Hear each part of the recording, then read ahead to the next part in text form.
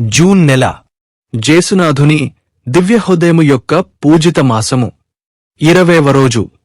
ఈరోజు ధ్యానాంశము దివ్యహృదయము ప్రధాన అభిలాషలు.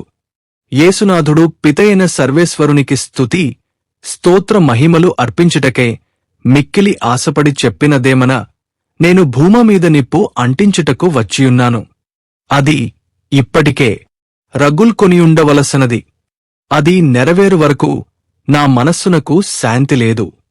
లూకా సువార్త అధ్యాయం 12 వచనాలు 49-50.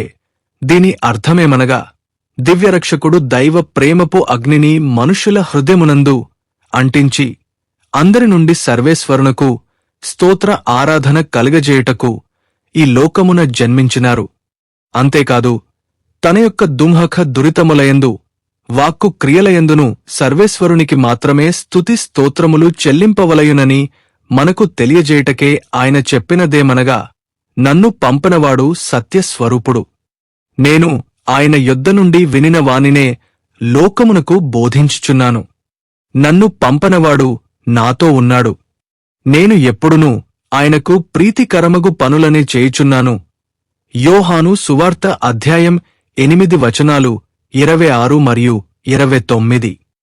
ఈ విధముగా యేసునాథుడు సర్వేశ్వరుని స్తుతించుచు స్తోత్రములు సల్పుటకు మనుష్యావతారమెత్తి ఈ లోకమందు సత్యవేదమును ప్రసంగించి అనేక అద్భుతములు చేసి శ్రీసభను స్థాపించి చివరకు ఘోరాతి ఘోరమైన శిలువ మరణమునకు ఒప్పుకొన్నందువల్ల తన దివ్యపితను చూచి చెప్పనదేమనగా, నేను భూలోకమందు మిమ్ము మహిమపరచితిని, మీరు నాకు విధించిన పనిని పూర్తిచేసితిని అన్నారు.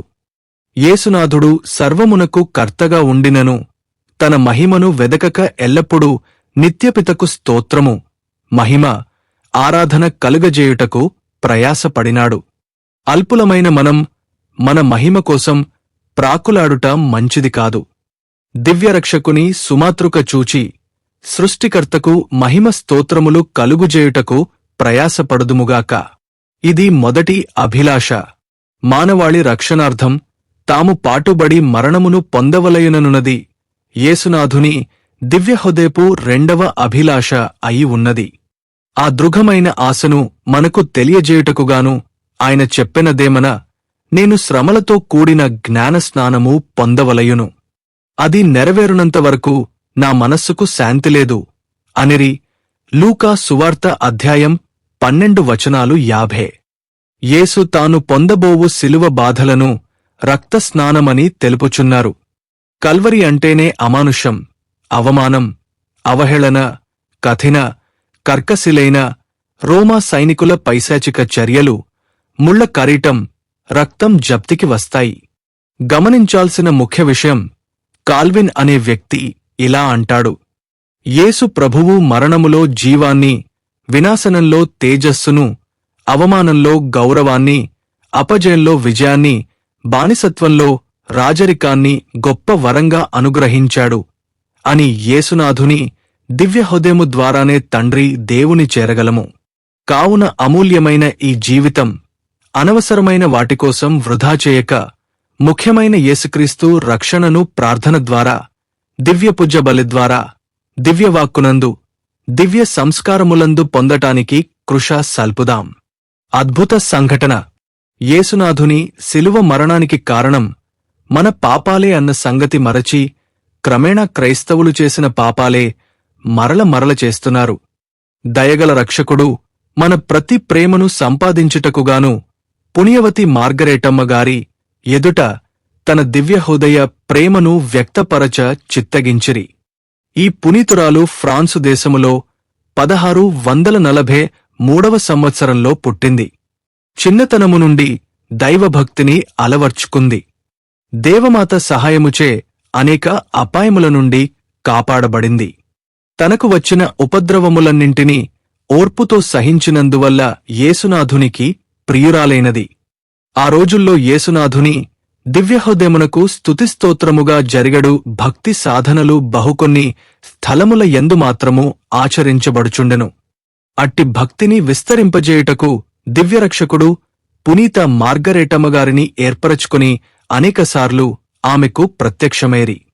ఒకరోజు ఆమె దివ్య సత్ప్రసాదమును సంధించ గుడికి వెళ్ళినప్పుడు యేసునాథుడు తన దివ్యహృదయమును ఆమెకు చూపించి తన భుజము మీద ఆమెను ఒరిగించుకుని చెప్పినదేమన, నా దివ్యహృదయము సకల మనుష్యుల కొరకు అధిక ప్రేమచే ప్రజ్వలించుచున్నది. నా హృదయములోని ప్రేమ జ్వాలలను ఆపుకోలేకపోతున్నాను. కావున నీ ద్వారా వాటిని క్రైస్తవులకు బహిరంగపరచెదను. నా హృదయము వెలగట్టలేని వస్తువులతో నిండిన బొక్కసం వంటిది. ఈ జ్ఞాన బొక్కసము యొక్క వెలను నీకు మాత్రమే తెలియపరచితిని. నీవు వెళ్ళి నా హృదయం యొక్క వరప్రసాదములను సకల ప్రజలకు తెలియపరచుటకై నిన్ను ఎన్నుకొనినాను.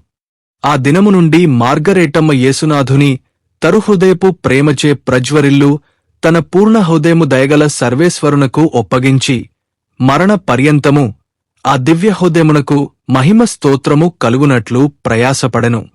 పునీత మార్గరీత మరియమ్మగారి సుకృత వాక్యము. నా జీవిత కాలమంతా యేసునాథుని దివ్యహృదయమును ప్రేమించి సేవించి వారి మహిమ స్తోత్రము నిమిత్తము ఆ దివ్యహృదయమునకు ప్రతి ఉదయం నా ప్రతిక్రియను నా దుంహఖదురితములను ఒప్పగించుదును. సుకృత జపము. యేసునాథుని మధిరమైన దివ్యహృదయమా, నేను మిమ్మును అధికముగా ప్రేమింప అనుగ్రహము దయచేయండి. యేసు తిరు హృదయమునకు సమర్పించుకును జపము. ఓ యేసువా, మా దివ్యరక్షక, మమ్మును మా కుటుంబమును మీ దివ్య హృదయమునకు అర్పించుచున్నాము. మా హృదయములను మీ ఆధీనమున ఉంచుచున్నాము.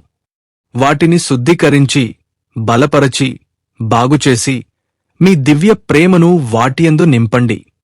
ఓ మహాప్రేమగల తిరు హృదయమా, ఈ లోకములో మీరు మాకు బలముగను జీవముగను ఉండి మరు లోకములో నిత్యకాలమునకు మా ఆనందమును భాగ్యమునే యుందురుగాక. ఆమెన్. యేసుక్రీస్తునాథుని వెలలేని తిరురక్త ఫలములను చూసి ఉత్తరించు ఆత్మమీద మామీద దయగా ఉండండి స్వామి. పరలోక జపము. పరలోకమందుండెడు మా యొక్క తండ్రి, మీ నామము పూజింపబడునుగాక. మీ రాజ్యము వచ్చునుగాక.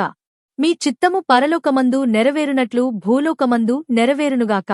నానాటికి కావలసిన మా ఆహారం మాకు నేటికి అనుగ్రహింపుము.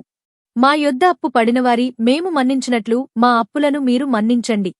మమ్ము శోధనయందు ప్రవేశింపనివ్వక కీడులో నుండి మమ్ము రక్షించండి. ఆమెన్. మంగళవార్త జపము. దేవవర ప్రసాదము చేతనిండిన మరియమ్మ, వందనము. ఏలినవారు మీతో ఉన్నారు.